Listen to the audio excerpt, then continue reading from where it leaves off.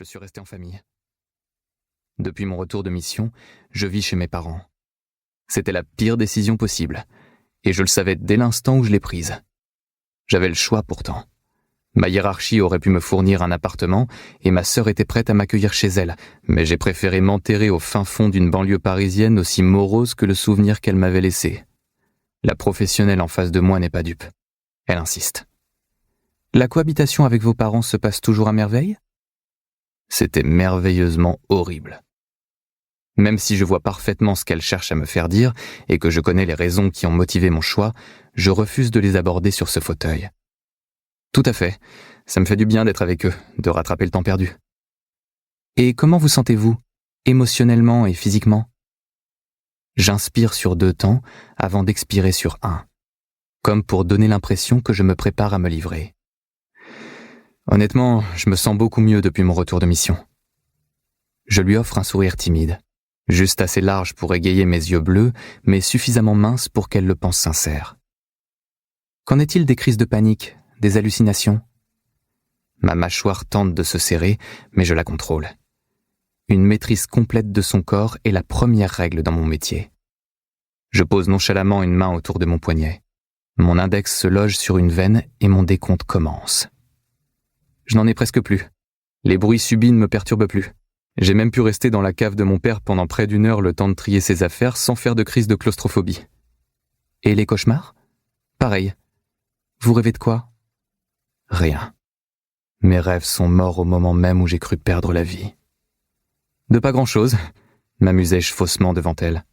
En tout cas, rien qui serait susceptible de déclencher des paralysies du sommeil.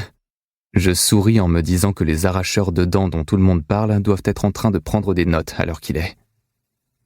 C'est admirable. Quand on voit vos progrès en seulement quelques mois, certains vétérans ne s'en remettent jamais. D'autant plus sans aucune médication. Vous faites beaucoup de sport ? Oui, ça m'aide. Je m'entraîne tous les jours pour me maintenir en forme. Elle observe ma carrure et fronce les sourcils avant de griffonner quelque chose dans son carnet. Merde. Mon père dispose d'une salle de musculation chez lui, et chaque fois que je n'arrive pas à dormir ou que je me sens submergé par une vague d'anxiété, j'y vais. Cette solution fonctionne aussi quand mon père me tape sur le système. Le problème, c'est qu'en ce moment, je dois y être 6 heures par jour, et ça commence à se voir. C'est une façon saine d'occuper mes journées, ajoutai-je sereinement. Ou d'épuiser votre corps pour ne pas faire face à ce qui se passe dans votre esprit. Être convaincu de maîtriser quelque chose peut avoir un effet apaisant quand on a le sentiment de perdre pied. Pas dans mon cas. Pour moi, c'est vraiment différent. J'ai juste besoin de me bouger. Je reconnais qu'en rentrant, j'étais en mauvais état. Et personne ne vous juge pour ça. Je me juge pour ça. C'est mon putain de boulot d'être capable de supporter l'insupportable. Je lui adresse un sourire reconnaissant. Je laisse cette expression planer sur mon visage pendant que je continue à mesurer mon pouls. 65 battements par minute. Parfait. Que pense votre père de tout ça ? Cette fois, il ne m'est pas nécessaire de compter les pulsations sous la pulpe de mon index pour savoir que mon cœur s'emballe. Je déteste qu'on me parle de lui. Savoir que je suis une déception pour mon paternel est suffisamment humiliant. Nul besoin de l'exposer à une parfaite inconnue. Il n'en pense pas grand-chose. Vous savez comment sont les hommes de sa génération, dis-je en souriant tristement. Mais elle ne se laisse pas amadouer. À la place, elle se replonge dans ses notes et fronce les sourcils avant de me regarder avec insistance. Son fils a été pris en otage pendant 1 mois au Moyen-Orient et il n'en pense rien. Je peine à retenir un soupir ironique.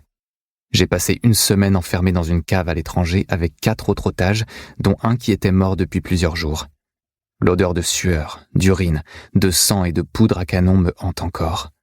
Et pourtant, même si j'en avais le droit, mon père serait la dernière personne à qui j'en parlerais. Il n'a aucune idée des opérations qui se sont tenues. Il est militaire, il pourrait comprendre. Vous n'avez pas eu envie de vous confier à lui ? Non. Pourquoi ? Il n'a pas le besoin d'en connaître. Et ça ne dérange pas votre famille de ne pas savoir ce que vous faites ? Ils savent que je travaille pour le gouvernement, ça leur suffit. Avec le métier qu'a exercé notre père, ils ont l'habitude. De plus, j'ai eu moi-même une formation de l'armée de terre, donc ce n'est pas étonnant. Elle hoche la tête avant de griffonner encore. Et quand vous avez décidé de vous installer chez lui après votre hospitalisation, il ne vous a rien dit de particulier ? Si, mais hors de question que j'en partage un seul mot aujourd'hui. Non, il était juste heureux de me retrouver. Il a compris que Pour continuer à écouter ce livre audio gratuitement, cliquez sur le lien dans la description et vous pourrez l'écouter en entier sans frais grâce à l'essai de 30 jours d'Audible.